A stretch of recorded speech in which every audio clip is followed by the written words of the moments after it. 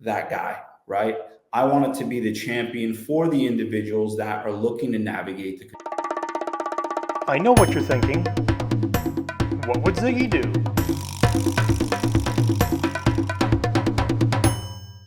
All right. Well, good afternoon, good morning, wherever you are in watching this. My name is Dave Bazanko, and welcome to Resilient Strategies. I'm going to be your host for the next 30 minutes or so. And the reason why we put this channel together is I believe that we can all learn and grow from each other. And today we're going to be talking to successful business owners from all walks of life. And we're going to be talking about those 4 things in life that tend to cause us a great deal of stress. And we're going to all learn how we can all learn from each other and grow. Now, today's special guest is Josh Neves. Josh is the Regional Workforce Development Manager with Miller Electric in Tampa. Josh is also a master electrician. He's the founder of This Hudson Farm and also Ascender Consulting. So Josh, welcome to the show. Thank you so much, man. I'm really happy to be here. And so the one thing I want to start off by asking, just to kind of set the pace, is I know on your LinkedIn profile, it says your mission is to create high-performing construction professionals. Right. So why is that so important to you? Well, there have been, over the last several years, there's a huge gap in workforce development as it pertains to the construction space, right?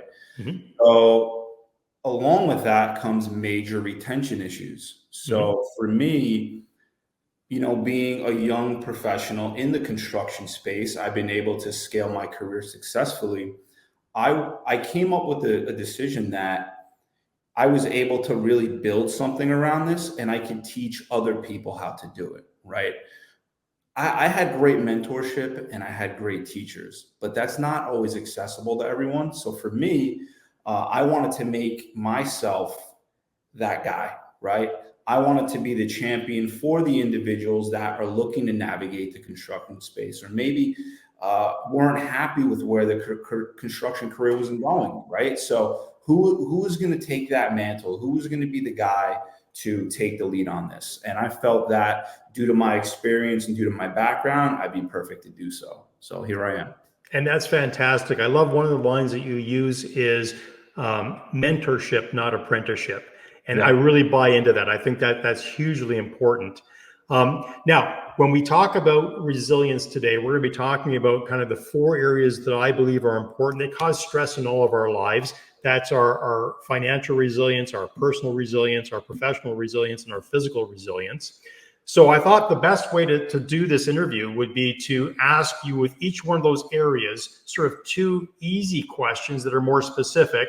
And then I'll follow up with more of an abstract, more your view on things, and might be a little more difficult question to answer, but it'll give people, I guess, a sense of where you're coming from and where you're thinking.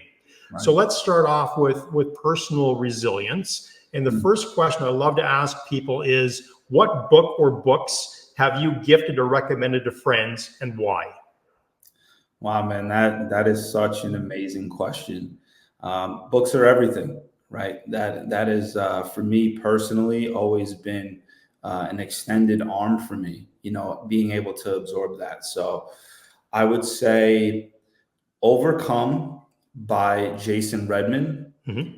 And I would also have to go with Extreme Ownership by Jocko Willink. So if you know who those 2 guys are, you know that they're both Navy SEALs. Mm-hmm. And for me, my leadership journey started to really accelerate when I started to tap into the military side of things. And I know it's a little taboo, but for me, I love structure, I love rigidity, and I love systems. And when those things are in place, right, we're able to really grow and excel. So I resonate with those guys. Jay Redman, I mean, he's probably one of my favorite authors, and he's almost someone that I look up to in that space. And Jocko is just like a staple in the leadership world and what he's done. But I would say lastly, this one's probably going to throw a lot of people off guard, and I'm kind of excited to talk about it. If you follow me on LinkedIn, you know that my faith is very important to me. It is the foundation to who I am. So For me, it's the Bible, right? A lot of people would say, whoa, like the Bible, dude, you're in construction. Like that's something that you find to be important for you. Yes, because I do believe that faith, personal values do allow you to have a strong foundation, which will then help you grow and accelerate in your career. And that could look different for everyone, but I would say those are my top three right there for sure. And those are awesome. I mean, I love that the structure from the military backside. I love structure and process. You can't grow and scale without structure and process. And faith and spirituality is hugely important for everybody, depending on where you fall in what religion. To me, it's all about having a sense of purpose and knowing that there's a bigger picture, and Yes. being respectful of everybody and the way that they want to get through their lives. Very true. Very true. I couldn't agree more. So the next one's kind of a fun one as well. And this to me is really important. And I'll share with you what mine is when I'm done. But what activity or activities bring you the most joy in life and why? Oh, so, time with the family is always huge, right? Time with the family. And I have a 10-month-old little girl. So that to me is an activity in itself, right? Mhm. Learning how to navigate that space and be a dad. And boxing. I've been a competitive boxer since I was in my early teens. That's Mhm. kind of like a fun fact. I stopped competing in my early 20s. So to this day, it's almost something that I just do to stay fit, something I do to stay in shape. And I do still spar. So every once in a while, if you see me on a live stream or see a picture of my nose is a little bent, I still get in there and I still mix it up. So those are my sports for sure. That's awesome. And you know what? My little girl is now 26, and I get the most joy out of babysitting her dog. So if those who follow me on LinkedIn will know that Ralph is one of my favorite companions, and I love nothing more than heading down to Lake Ontario to the beach and with a chuck-it stick and a ball. And before long, he and I are playing in the water, and there's about 100 people with cameras watching us because they just can't believe how much this dog is so focused on the ball and bringing Yeah, it back to my feet every single time. of course. Of So, course. and doing that with my wife there beside me, I mean, it's just one of those moments. I mean, yeah, our family's awesome. My son's 30, my daughter's 26, but as they grow older, they get on to do their own things, and I find ways to connect with them. And it's, through the extenuation of their families, which sometimes are their pets. So that's a fun one for me. Now, Love, the love it. last question I'm going to ask you is a little more abstract, and it's more about dealing with friendships, because we are the sum of the people we surround ourselves with. So, what, in your opinion, is the hardest part of managing friendships, both personal or professional, and why? Oh man, this is another great question. So for me, it really boils down to one word: personalities. Right? I never really felt, Dave, that it's hard to manage. Right? For me, it's part of my role. It's part of my responsibility now, where I have to build and foster relationships with people. That's what I do. Right? But I would say the on the difficult side is personalities, right? None of us are the same. We're all unique. We're all different. So in friendships, if you've had anything that has had substance as far as friendships goes, there's always times where you don't agree on something, right? And if you have any real friends, you're going to clash every once in a while, whether if it's worldviews or politics, whatever that may be. That's always the difficult thing, right? No one's going to agree with you 100% of the time, right? On 100% of the topics. So it's always one of those things where you have to always navigate that space, just be really open-minded. And I think that is the best way to build relationships and friendships with people, right? Just being authentic, being true to yourself, but also being open-minded, right? We're none of us are the same. We have to respect, like you said before, everyone's worldviews and personal opinions on things. So Yeah, it's that mutual respect, I find. And honestly, in my 58 years, what I've learned is that, again, you are the sum of the people you surround yourself with. So if you're around negative thinking people who unfortunately don't have the inspiration to think bigger than what they currently are, they have more of a fixed mindset, you tend to fall into that. It's because you're around people with fixed mindsets. Or if you have a growth mindset, you and I, Josh, both have growth mindsets. We got excited about the idea of having this conversation because we realized we could learn from each other. And so, your circle of friends doesn't always have to remain the same, but just make sure, from my perspective, that you're always surrounding yourself with people who see the upside of life, that there's more potential. And I think you're going to be in good stead. So does that kind of sum up how you would think as well? Yeah, absolutely. I mean, it really talks to some of the things that we get into on LinkedIn, right? I say a lot of controversial stuff, right? And I know it. But the idea is to drum up real deep conversation, right? So part of that is managing my relationships with people. I've said things on there that many people don't agree with, right? But I do it in a way, and I'm sure you see this, to be as respectful to everyone's role and position as possible. I do it to get everyone to start critically thinking and to get everyone out of their comfort zone. Well, in a way, I'm managing my relationships in a specific way, right? But I'm doing it to essentially grow more relationships. I want people to say, hey, you know what, this guy Josh, he's onto something. And I really like what he's talking about. Maybe I don't agree with everything he says, but I see what his vision is and I see what he's looking to do. So. And I love that transition, because it's going to transition into this next topic, but the idea of getting uncomfortable. So, we can talk about personal relationships and personal challenges at work. Think of a Major League Baseball team. The manager's got all those egos he's got to deal with, and they may not all be pointed in the right direction, but a good manager, a good leader is going to help them all get to the same place. So that's the nuance of having to deal with different types of people. It's just part of the job. Yes. Now, the next pillar I'd like to talk about of stress is physical well-being. It's a sore spot for a lot of people.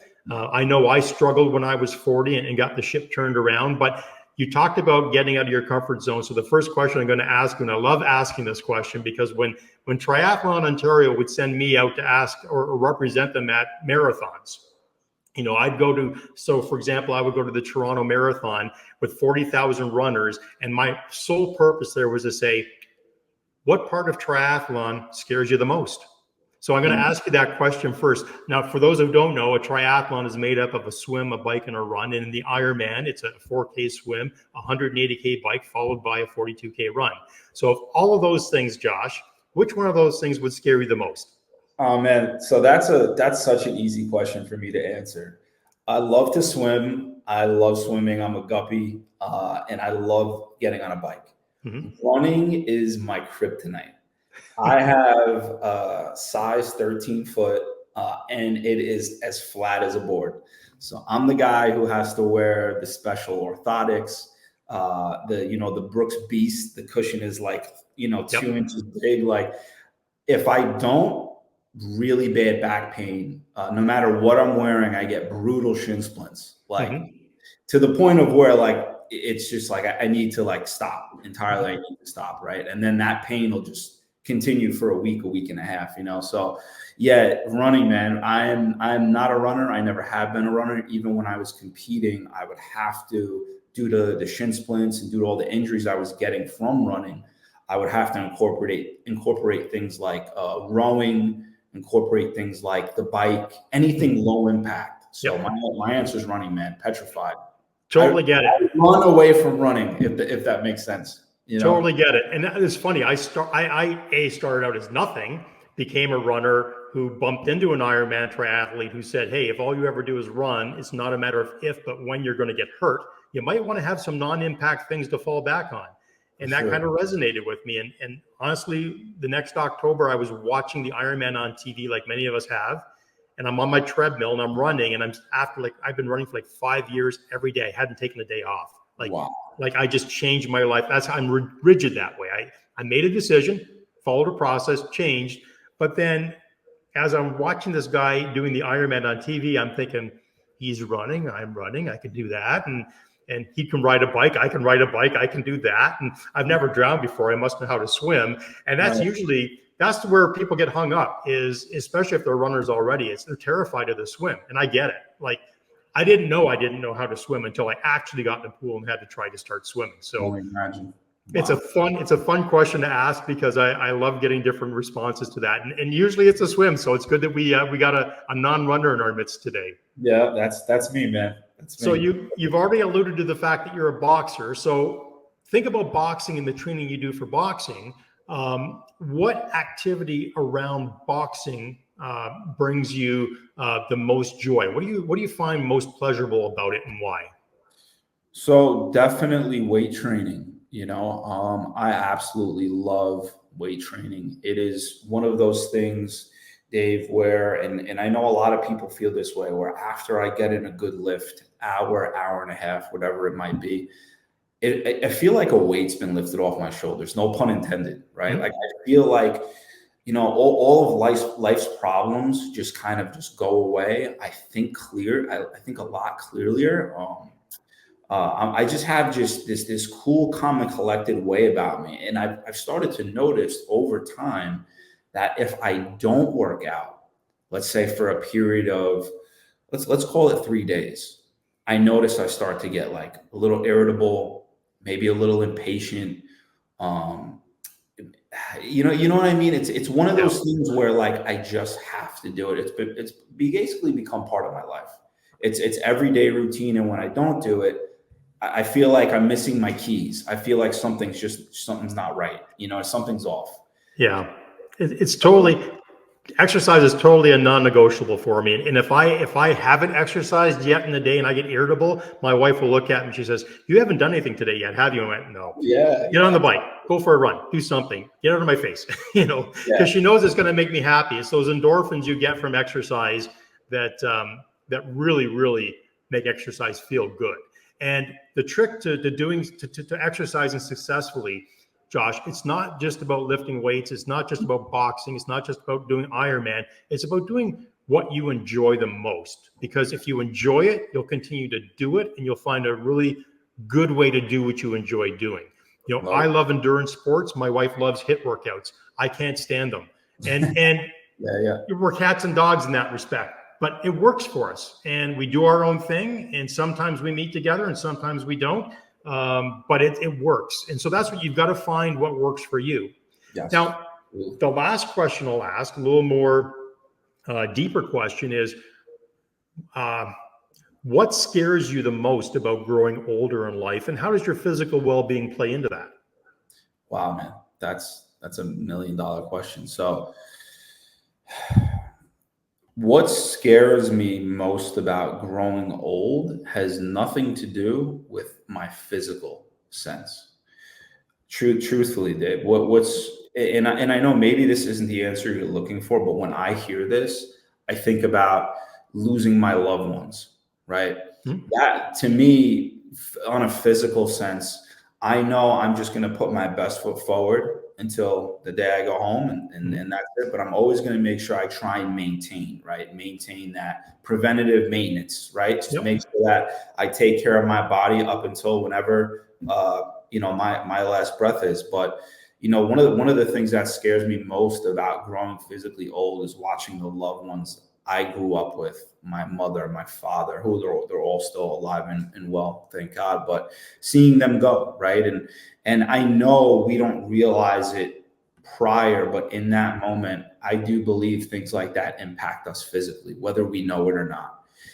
So an emotional thing, right? They all say stress is one of the biggest killers, right? Mhm. That's not a physical thing, but internally it can kill you, right? So for me, seeing my loved ones pass, and I know this is like kind of a somber answer, but the truth is I know to a degree, whether I want to accept it or not, it is going to impact me physically, right? It Yep. is going to impact my emotions, my day-to-day walk, right? So I hope that answers your question. To be honest with It you, does. it's a tough one for me to answer because on the physical sense, I'm like, hey, you know what? I'm going to keep doing my thing, the preventative maintenance. I'm still going to work out. I'm still going to eat well. This is part of Mhm. my makeup, right? But in that there are emotional things that you go through, traumas you go through as you get older that you're going to experience that I do think do add a little wear and tear to our bodies for sure. Absolutely. There's so much evidence that proves that emotionally, um, the stress that we feel emotionally can physically impact us. And okay, so you're younger than me. I'm a little, I got maybe 30 years on you. I know watching my father, unfortunately, and his mother both had Lewy body dementia. And I happen to be really seriously impacted by that because it's a hereditary disease, so they say.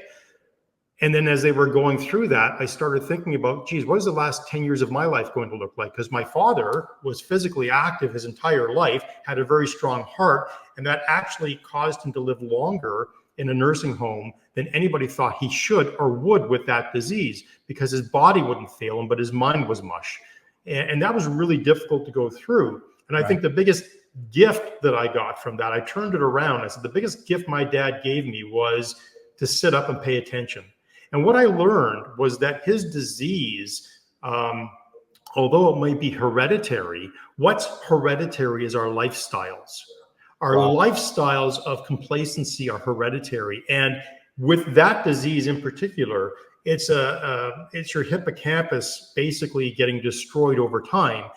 But the science says that if you exercise daily, if you create this stuff called BDNF, brain-derived neurotrophic factors, which is like miracle grow for your brain, you actually can create new brain cells, or the environment for new brain cells to be created in your hippocampus for your entire life. So if you do have the genetics for that disease, if you're conditioning your body to always be sort of growing new brain cells, the theory is that you could outlive the disease before it catches up to you.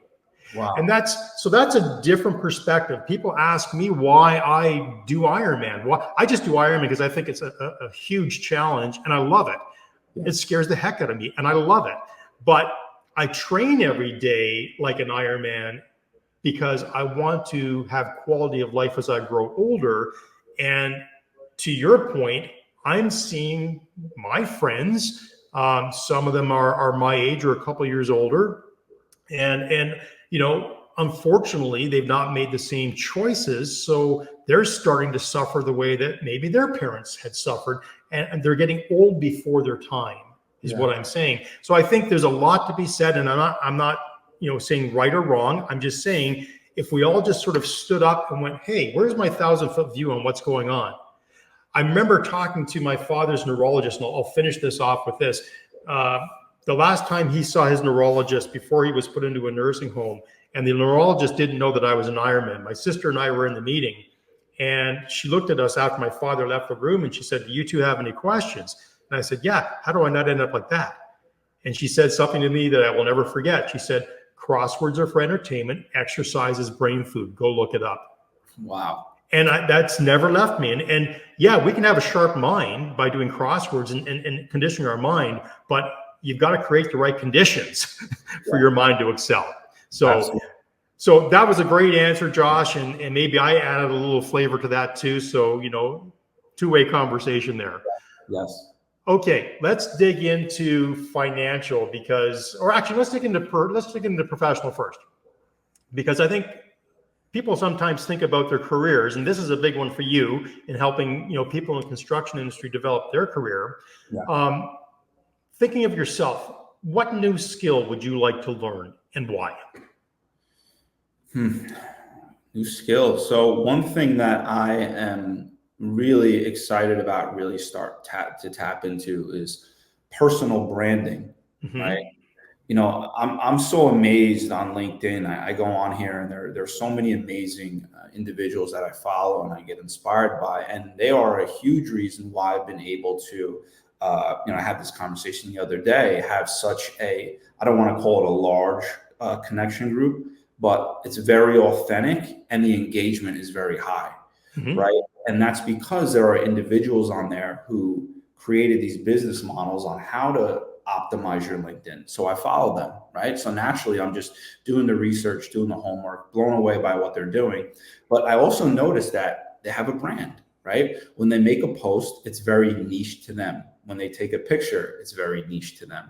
When they make a statement, it's very niche to them. And I love that. I love that. It's like you're just creating your own version of Nike. You're creating your own version of Adidas. And listen, my Josh may not be a flavor for someone else, but it may be like, it may be the perfect flavor for another person, right? Mm-hmm. So that's one thing I'm kind of tapping into. I'm learning a little bit more about, and I try to be as authentic as possible, Dave. And I think that is, I would say, the foundation on what it is, how I'm looking to brand myself. I want people to say, hey, Josh isn't afraid to say the things that everyone else is petrified to say on a social platform, maybe because they're afraid of losing their job, or maybe because they're afraid of losing followers. But that's the type of guy that I want to model myself after, right?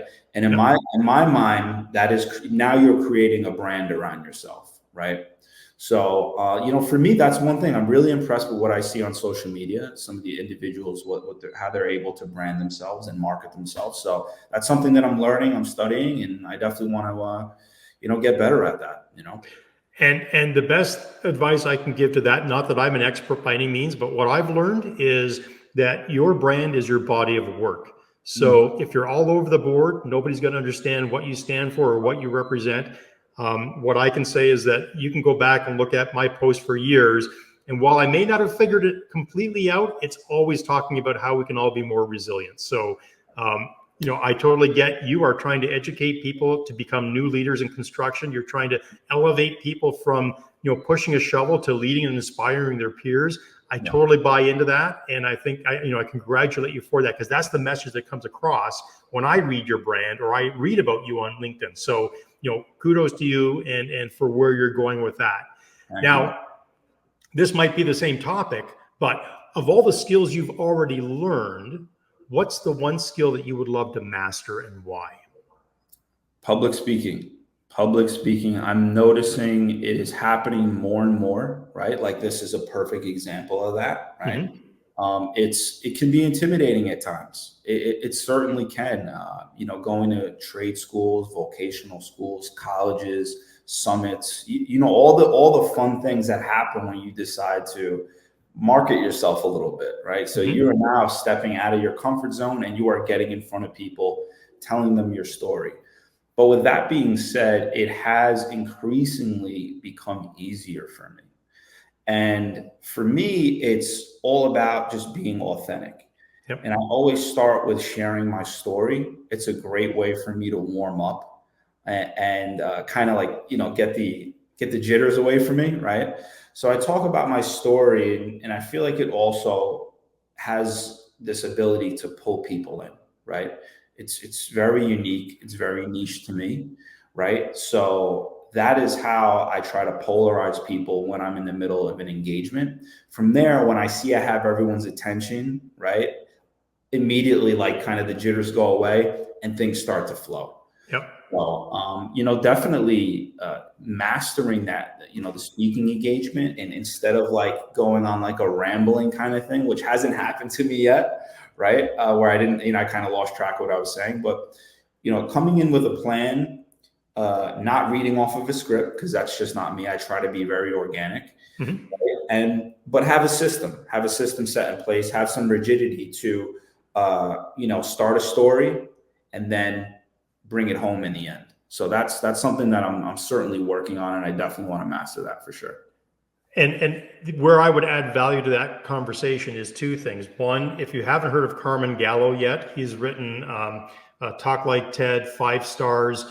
He is a master communicator, and he basically took how you do a 15-minute TED Talk, the science behind that, and how to communicate your stories. And then he went another step and said, well, this is how Hollywood creates their master, their most successful movies. They're following a 3-step process. It's the setup, it's the conflict, it's the resolution, it's the hero's journey through that.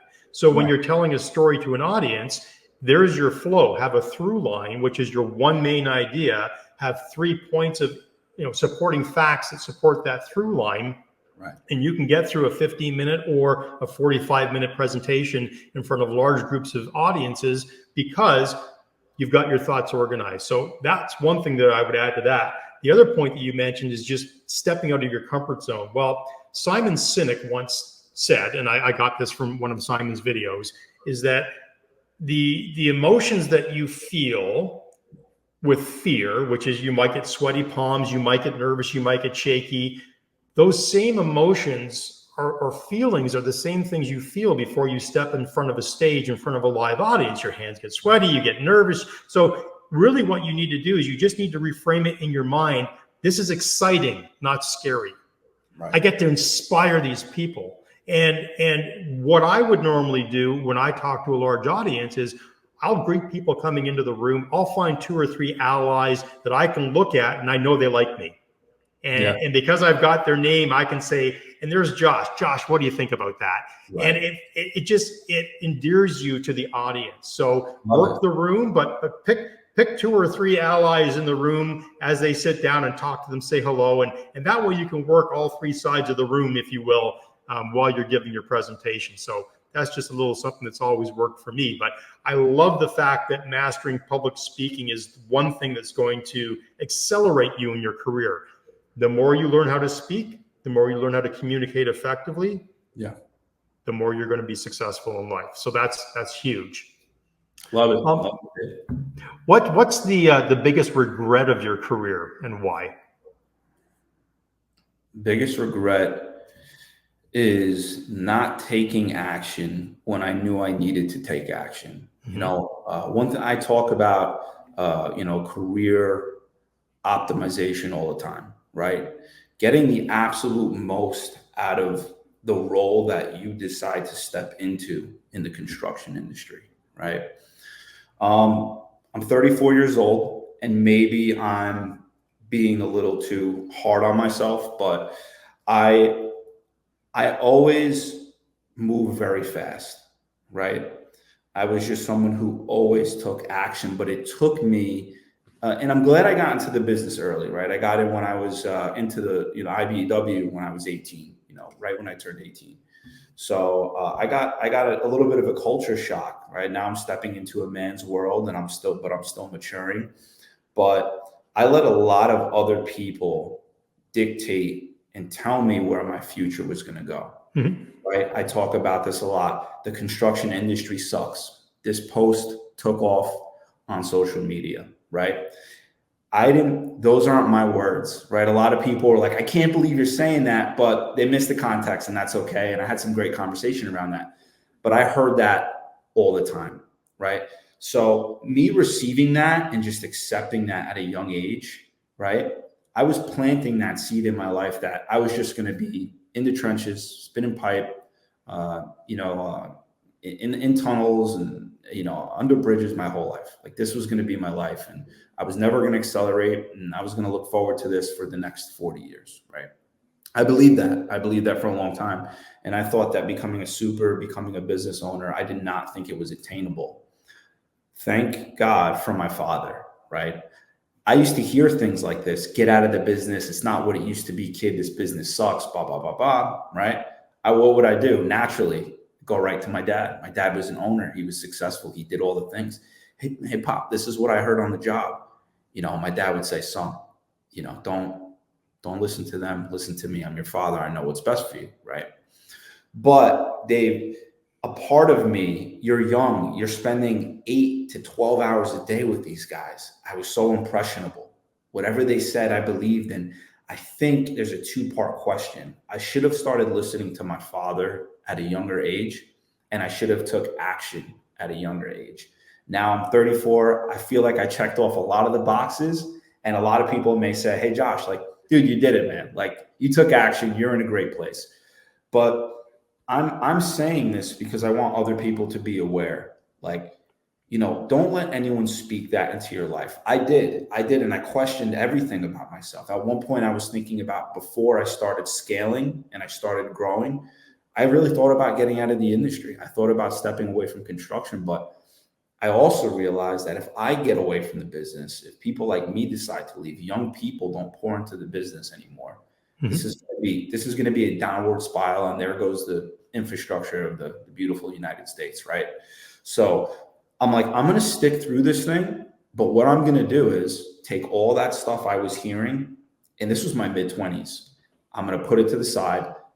I'm going to go become a master electrician. The one thing that everybody said I couldn't do because I was so young. I didn't have enough education behind me, right? But I had the drive. So one of my biggest regrets, and I kind of there's a lot of things to unpack there, is one, not putting my foot on the gas when I knew I should have, right? And number two, not listening to the mentor that was right in front of me my whole life when I should have, who was my father. And we talk about a lot of that stuff to this day, but that is for certain my answer. And now when I work with people, every time I speak to them, whether they're young individuals that are coming to the industry, I say, know what it is that you want.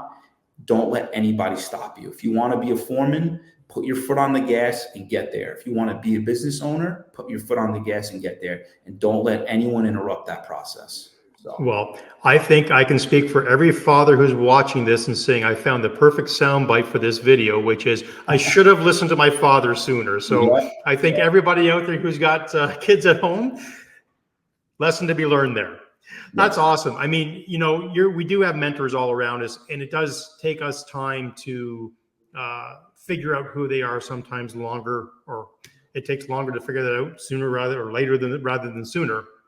I'll just add I've got one, it's a very simple career wish that I could take back.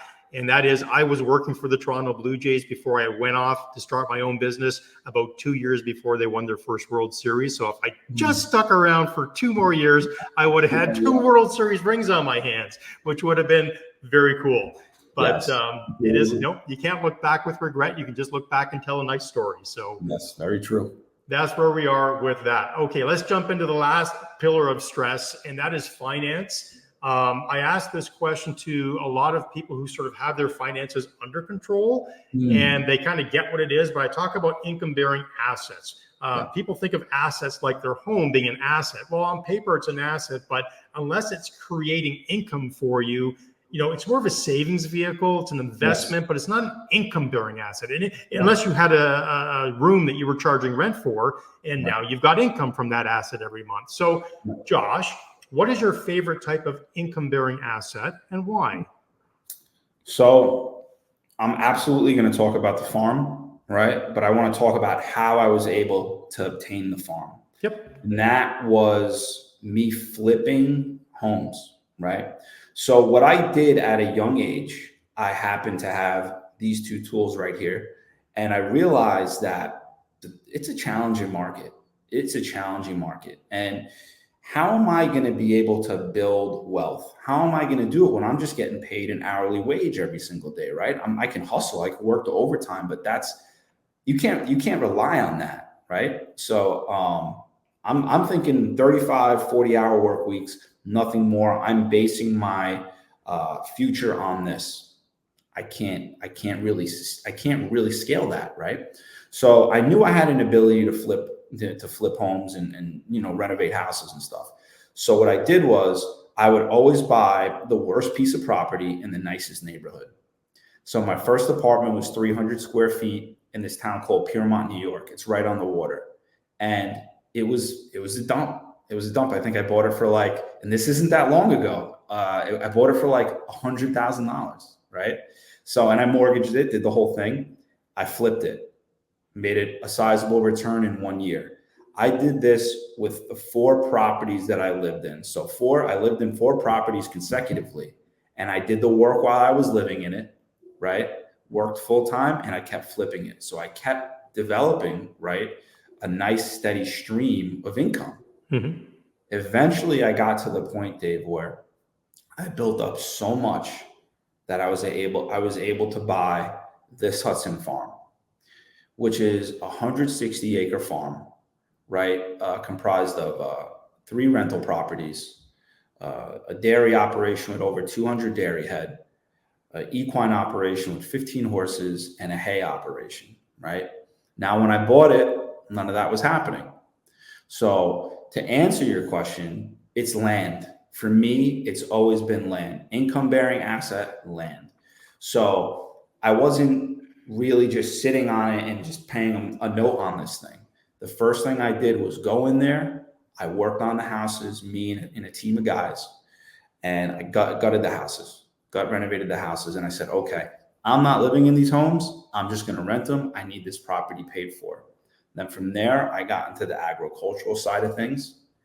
And then I was able to get to a point where the property was paying for itself Mm-hmm. and I was able to make money.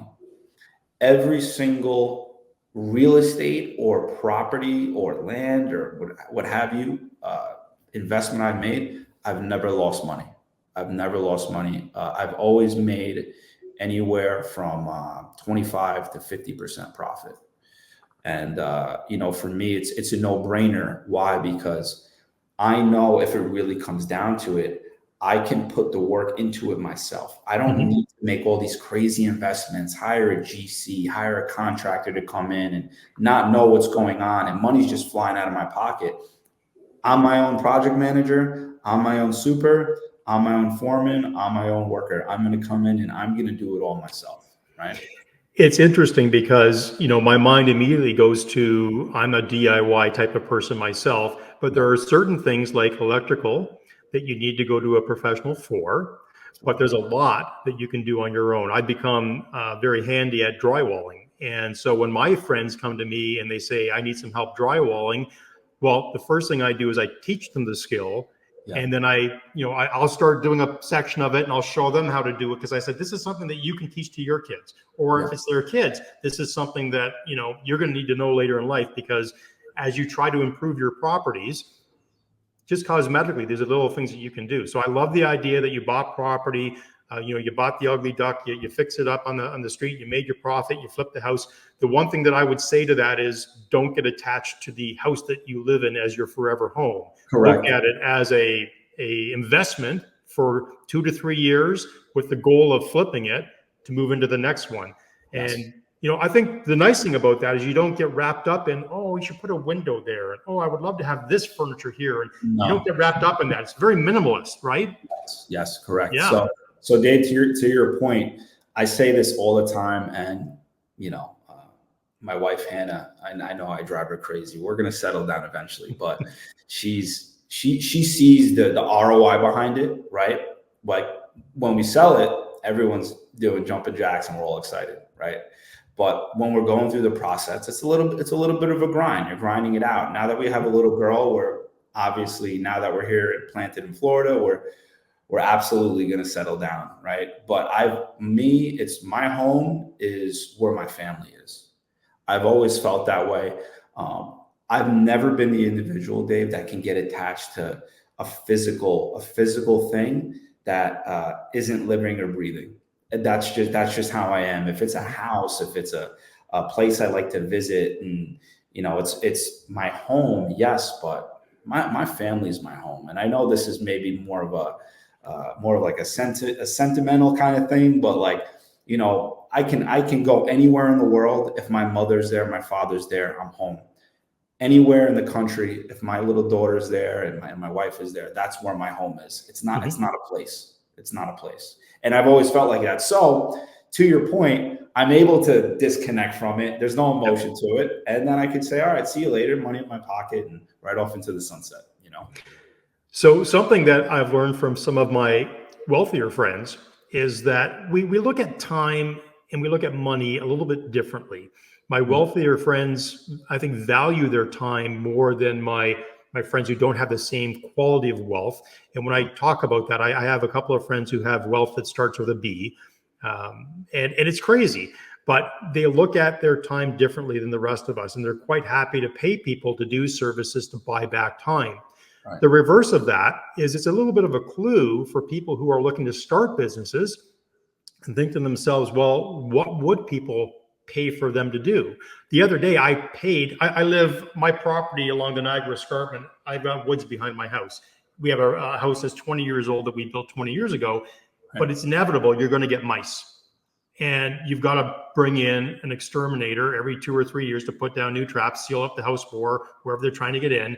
But I could learn that skill on YouTube, or I could just shorten the learning curve and pay somebody to come in and do that for me. So, Josh, what's the last thing that you can think of in your recent months that from somebody cooking you a meal to paying for a mouse exterminator, what would you willingly pay $100 for somebody else to do for you, even though you're a go-getter kind of guy?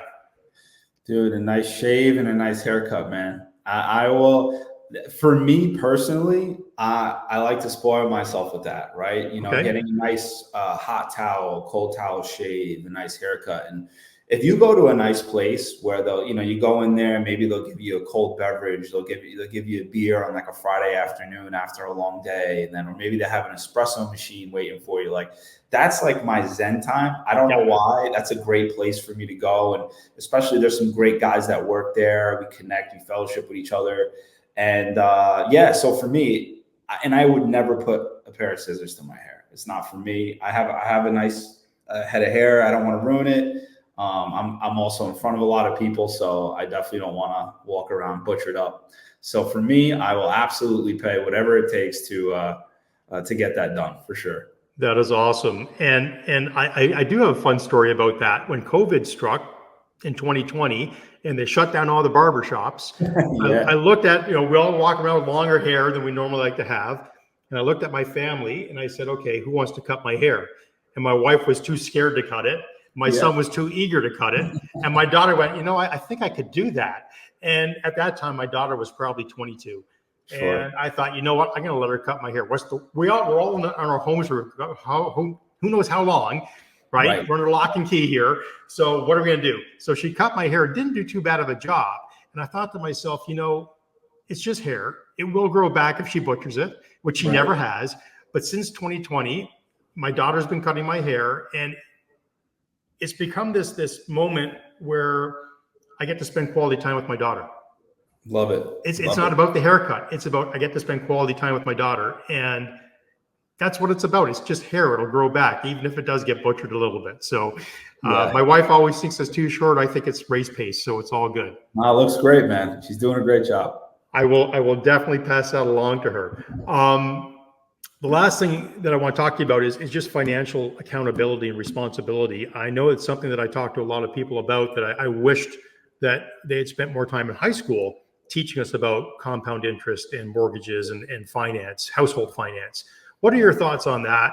Where do you think the responsibility lies? Where can we be helping young kids start to learn that financial responsibility? So, Dave, you took the words right out of my mouth. High school, you know, as early as ninth grade, you know, we need to have these conversations with these young people. I feel that way about so many other things that are taught in high school, and that should certainly be one of them, right? Once they leave the nest, they go to college, they come out of college, a lot of them come right back to the nest, and then they have to navigate life. They have to figure all these things out. You know, I have to ask one question: why don't they teach it when it's such an important, critical part of an individual's growth and development, right? Why don't they teach entrepreneurship in high school, right? Like, and it's not, the why is very important to me. You know, I had some, again, great mentors that stepped into my life and kind of spoke into it. And I started to figure things out through their guidance, and that they created a path for me, right? You know, I would think that's the educational system's responsibility, right? But unfortunately, it's not, right? So, you know, for me, I think the sooner the better. Once I started seeing, you know, some real income coming into my life, and I started doing the flipping stuff, and you know, working a lot of overtime, and I had a lot of money coming in from different places, the first thing I did was hire a financial advisor. You know, for the whole family, right? Me and my wife, we would sit down when we started making bigger investments, like, you know, getting into a Charles Schwab account, like really putting our money into the money market and all these different things, and finding ways to develop and grow our income without maybe having to work Mhm. for it, you know, work for it in a physical sense, or our time, right? So I learned about all these things, you know, I would say in my late 20s, because I didn't have a choice, Dave. You know, Mhm. if I didn't make that move, I probably would have been in some type of financial hardship, right? So, you know, to answer that question, the sooner the better. You know, I think really it should be a topic in high school. It should be talked about more frequently. And just like what I'm doing right now, I get in front of young kids. I mean, as early as elementary school, Dave, I'm showing these young kids the trade, right? Mhm. When they start tapping into high school, right? It's about opening up real career opportunities for them. But, planting that seed and showing them that, hey, like this is the path. This is what you should expect when you come out of high school. It should be the norm. It should be the norm. Yeah, and sorry. Unfortunately, it isn't, man. And that's like one of those things you kind of struck a nerve, man, right? Because it's like, it frustrates me. That's like, this is the future of our country. That's such an important thing. It really is, I think that there's a taboo around people talking about money. There always has been in my whole life, and that's got to change. I know that in when I graduated from high school back in 1984, Josh, I don't even know if you were born then. 89. There you go. So when I graduated, I had one day of math class where they actually talked about compound interest, and I can guarantee you the substitute teacher who came in and taught that class had a big wake-up call at the bank that day, because he said, people, close your books. We're going to talk about something off script today. I will never forget it. And that's where I first learned about compound interest. But I can tell you, I'm not an engineer, and I haven't had to use any of the physics classes that I took so diligently in high school. And I'm not saying it's not worth taking those classes. I'm just saying we need to introduce something that's as basic as household finance to help help our kids get started. I know I bought my son after reading the book Rich Dad Poor Dad, and then The Wealthy Barber by David Chilton, a Canadian. I don't know if you've heard of that book. It's an excellent book, especially for the trades. I think it would be a great book to rewrite for a tradesperson, because it follows the basic 10 principles that you've got to follow to end up financially wealthy. And it's not sexy. It is basic, dollar cost averaging. What is that? Well, if you know what that is, then it's not sexy, but it's going to get you to where you need to be. It's a must-have. It's a must-have. It's a must-have. So I went out and bought my son. I know he had $300 in the bank when he was 10 years old, and we went and bought a beaver gumball machine. He's like, Dad, why are you spending my money buying a gumball machine? I says, watch. So we went and bought this gumball machine. We put it at the Humane Society. Made an arrangement with them that he would come in once a month and he would replenish the gumballs, and whatever money was there, they'd split it 50-50. Wow. And the first day he went in, he counted the money up and he went, Dad, there's $100 here. And I went, well, 50 is yours. Put it in your pocket, and 50 goes back to them.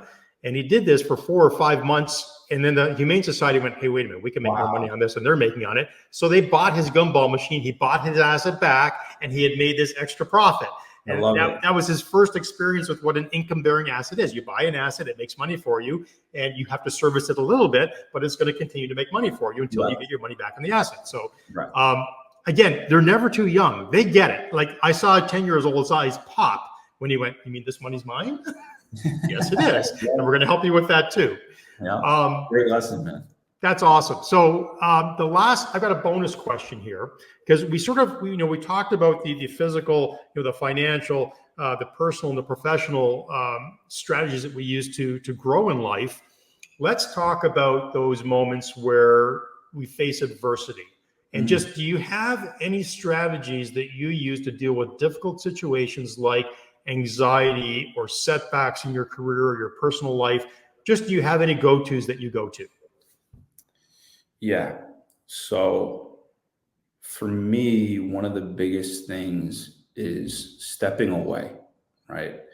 Anytime, Dave, I've ever been in an environment that may be stressing me out, or maybe some type of a hostile environment, right? I always remove myself from it, try to collect my thoughts, take a couple of deep breaths, maybe reinsert myself. I don't know, but I've learned as I've matured when things and instances, or I would say maybe some harder times, or I'm being exposed to them, I have to step away, clear my thoughts, because I'm born and raised in New York, and we're pretty reactive people. 5 boroughs in New York City, we could be a little reactive, right? So this isn't a secret. Everybody knows New Yorkers for what they are. But it has its pros and its cons. It has a pro where you're able to stand your ground when you need to stand your ground. But the reactive side could also put you in a really bad situation as well. So I've learned to kind of juggle those two things. And for me, it's always been about just stepping away from the situation. This is, back to the faith. This is also where my personal beliefs and my walk has always really kind of intervened and said, hey, Josh, nah, stop, step away, come back to it. Cooler heads always prevail. And that's honestly, Dave, that's always been my process. And it could be a stranger in the street. It could be any altercation. I'm not going to lose my composure. I'm already way past that stage in my life. I have a family, and we all know the way the world's headed. It's getting a little scary.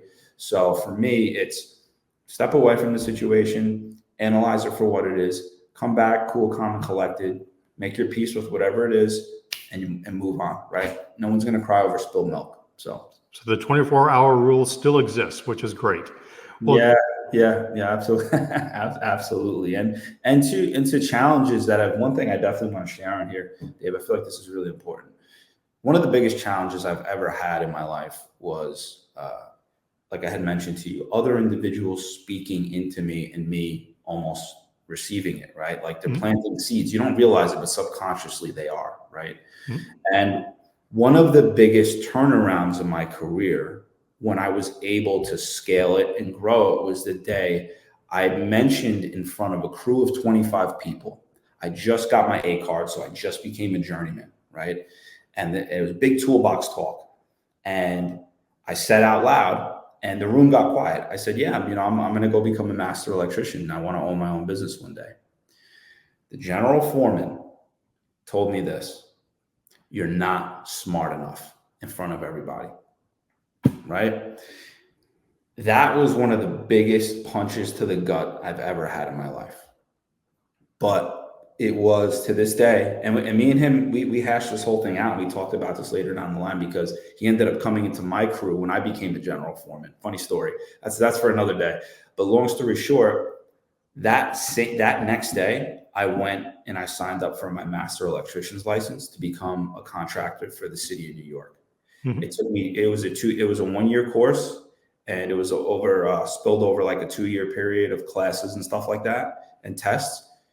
I passed it. I was the youngest electrical contractor planted in New York City at 26 years old. Right? So, for me, how I handle adversity is I run through it. Right? I run through it in a way that I see as fit for me. I challenge everything. I do it on LinkedIn. I do it on my social media platforms, even in person, right? I challenge, and I do it in a way that I know is it's not to elevate myself. And I hope people see that. It's to drive these new ideas forward. It's to drive the change forward, and you can see it. You can see the engagement. People's wheels start to turn. They go, whoa, hold on. Like, this is a problem in the industry. No one else is saying these things. So to that experience, when he said that to me, I challenged him. I challenged them.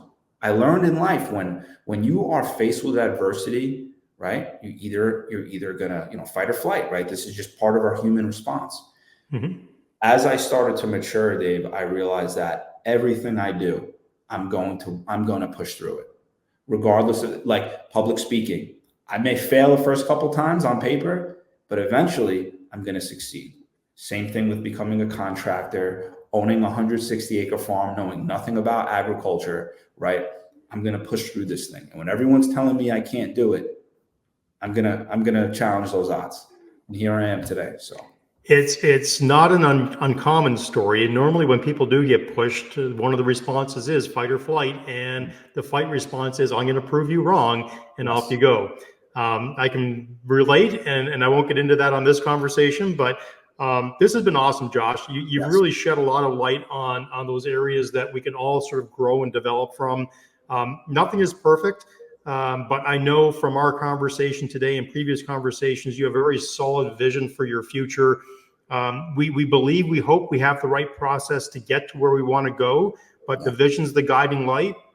And the proof that you're getting there as well, you can look at your bank account. It's either going up or down. You can look at, your friendship circles. They're either improving or they're stagnant, or they're going in a different direction. Your career, all these things in life there are metrics that you can measure to see if it's going up and down. And if you don't measure it, you don't know. So, being in the moment, being present, and learning how to deal with those difficult situations that we do get presented with every now and then. How do we force our way through it? I always say, grit is not resilience, because you can march yourself right off a cliff with blinders on and have total chaos reign.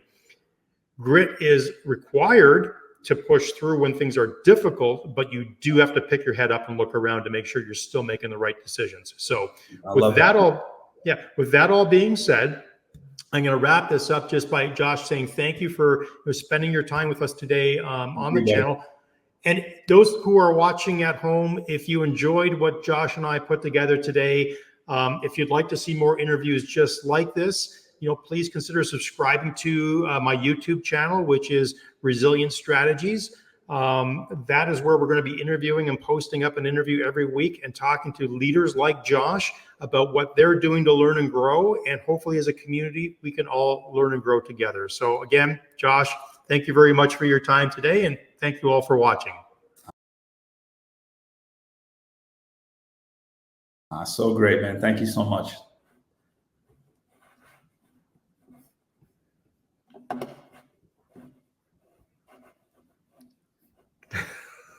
And the weird part is I can't get my mouse onto the exits at the end.